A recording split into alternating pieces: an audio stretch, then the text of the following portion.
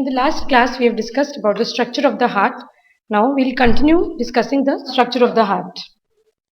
Now, today we'll mainly discuss about the openings of the heart from where the blood enters and the blood exits. Now, if we draw a diagram of a heart, already we have discussed about the chambers of the heart. The upper two chambers are called the auricles and the lower two chambers are called the ventricles. This is right auricle. Okay, this right auricle and this right ventricle, the below one is the right ventricle. The right side of the heart completely deals with the deoxygenated blood. Right sided portion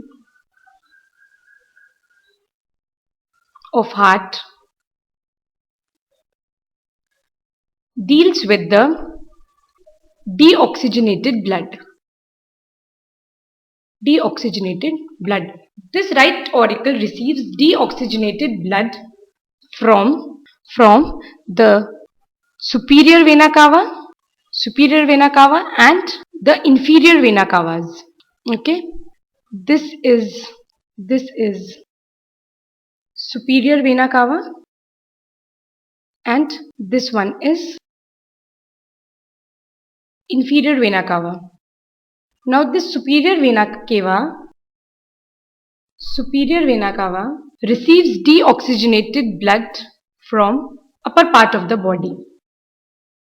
Receives deoxygenated blood from the upper part of the body. Likewise, this inferior vena cava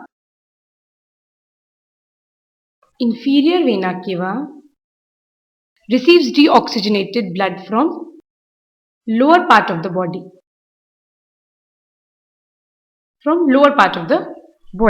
Now, the valve which is present in this inferior vena cava is called as the eustachian valve. A valve is present here. The valve of the inferior vena cava is called as the eustachian valve. It is called as the eustachian valve. Valve is present in the inferior vena cava and it is called as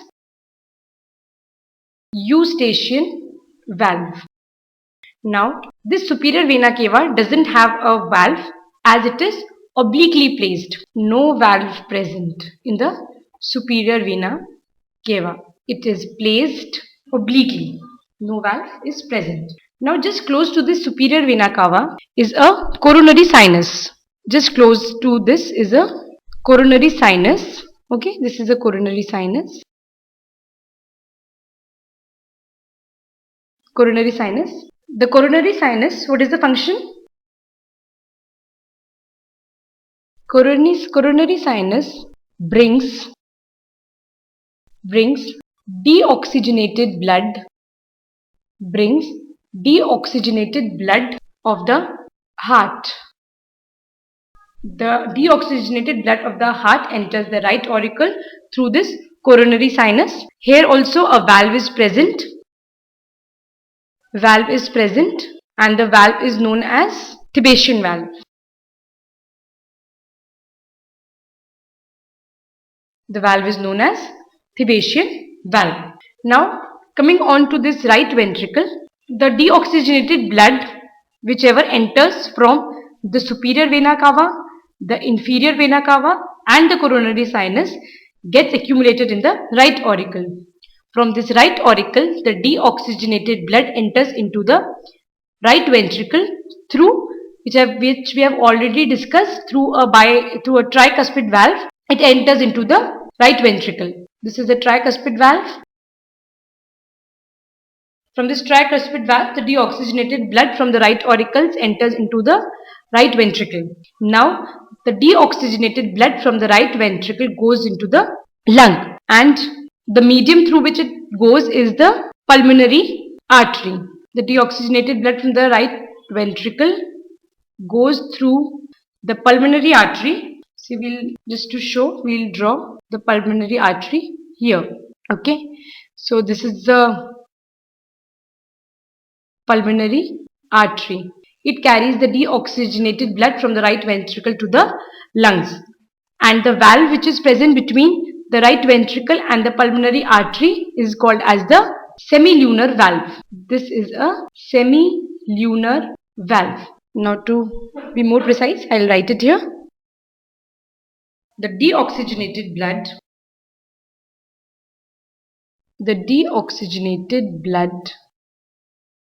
from the right auricle enters into the right ventricle. From the right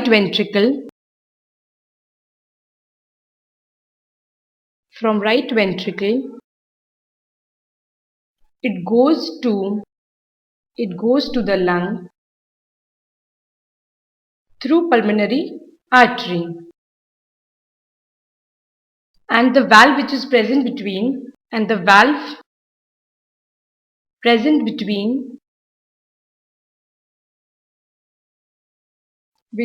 pulmonary artery and the right ventricle is called as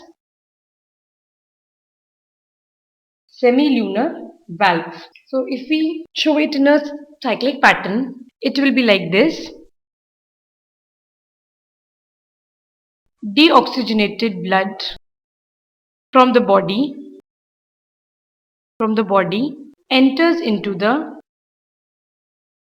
right auricle.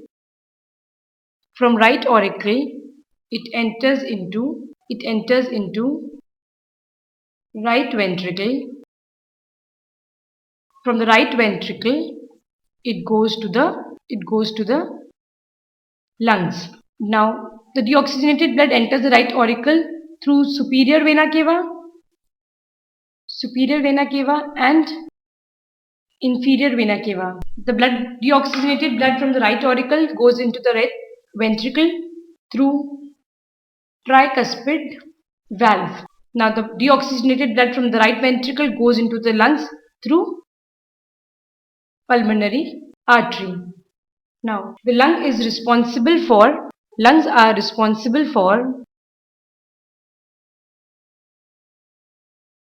are responsible for oxygenation of blood.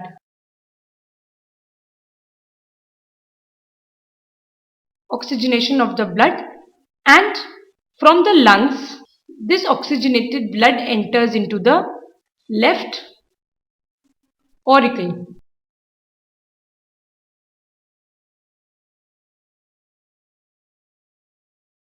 Now if we draw a diagram of a heart again, earlier we have discussed about the right side, now we'll discuss about the left side. This we have already discussed is the left auricle and this is the left ventricle. Now the oxygenated blood enters the left auricle through pulmonary vein. Now the oxygenated blood gets accumulated in the left auricle, then it enters into the left ventricle through a valve which we have already discussed is the bicuspid valve. When the oxygenated blood gets accumulated in the left ventricle, it has to reach the parts of the body and it is distributed to the parts of the body through the large dorsal aorta. It originates from the left ventricle. This is the aorta. Now, if we again write that from lungs, the blood goes into the right auricle. From right auricle, it enters, this is left auricle, this is left ventricle. From left ventricle to the different parts of body. From the lungs, the blood enters into the left auricle through pulmonary vein. From left auricle to the left ventricle through bicuspid valve, and this is through aorta, to different parts of the body. So this is all about the different parts of the heart and the distribution of the blood. Now Now coming on to the pacemaker of the heart.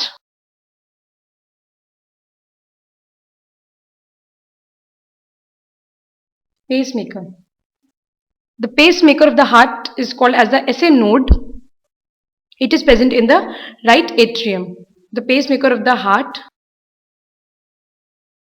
it is situated in the right atrium, just below the superior vena cava. Just below the superior vena cava. The pacemaker is also known as the SA node. SA node, that is sino-auricular node. It is the point of the heart from where the impulse is generated. It is the point through which impulse is first generated. And why does this happen? Because SA node is a small strip of, this is important, SA node is small strip of modified cardiac muscle. It is a small strip of modified cardiac muscle and it is in continuation with the atrial muscle.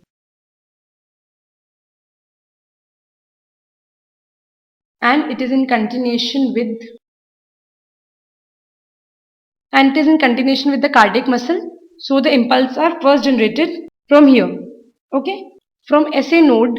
Now if we draw a small diagram to just study how the impulses are transmitted. So this is the heart. Here is located the SA node. This is the SA node or the pacemaker of the heart. This is the pacemaker of the heart, or it is the SA node situated in the right atrium. The impulses are first generated from this pacemaker. Now this pacemaker is then connected to a point here. This point is called as the pace setter. Pace setter, and this is the AV node. AV node. Now the impulses which are generated in this pacemaker are transmitted to this pace setter through internodal fibers. The connection between the pacemaker and the pace setter are internodal fibers. Once the impulses reach the pace setter, they are then transmitted to the ventricles. It gets transmitted to the fibers which are present between the interventricular septum, and these fibers are called as bundle of His. And then from the bundle of His, the impulses are transmitted to the walls of the ventricle here, and here the fibers which are present are known as the Purkinje fibers.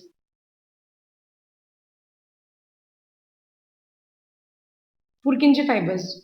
Now, if we draw a flowchart, from SA node, the impulses get transmitted to the AV node.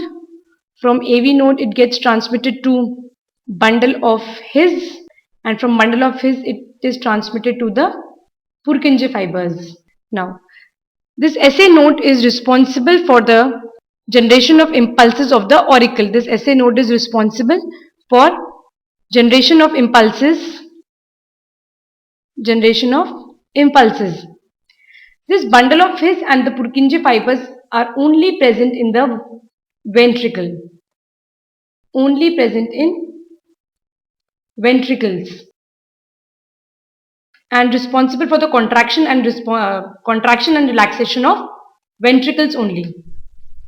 Responsible for contraction and relaxation of ventricles only, whereas SA node is responsible for contraction and relaxation of auricles only. That's all for today. In the next class, we'll discuss about the cardiac cycle.